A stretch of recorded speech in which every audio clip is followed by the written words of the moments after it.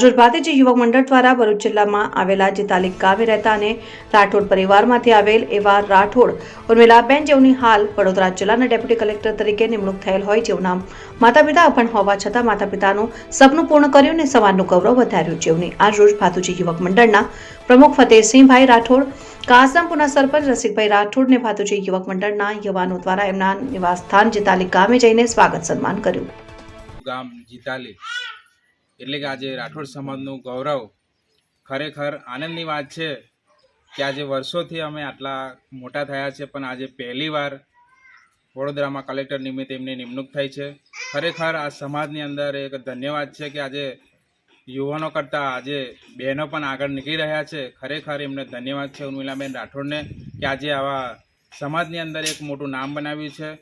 ખરેખર એમના માતા પિતાને પણ ધન્યવાદ છે કે આજે બાળકોને ભણાવવા ખરેખર પરિશ્રમ કરીને ભણાવતા હોય છે.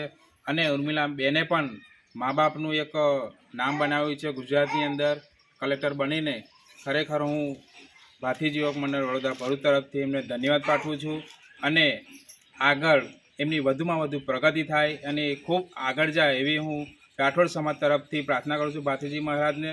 ખરેખર આપને ગૌરવની એ વાત છે કે આજે આટલી ઉંમરની અંદર કલેક્ટર બનવું અને ભણી ગણીને આગળ આવવું, ખરેખર બીજાને પણ એક શીખ મળે છે. ભલે ગરીબ હોય પણ મારે ખાસ ગુજરાતના યુવાનોને અને બહેનોને પ્રાર્થના છે કે તમે પણ ગરીબ ભલે હોય પણ આજે ઉર્મિલાબેનનું એક દ્રષ્ટાંત છે, ઉદાહરણ છે કે આપણે પણ આગળ જઈ શકીએ છીએ. એટલે ભણતર મોટામાં મોટું આપણું શિક્ષણ વધારવાની જરૂર છે.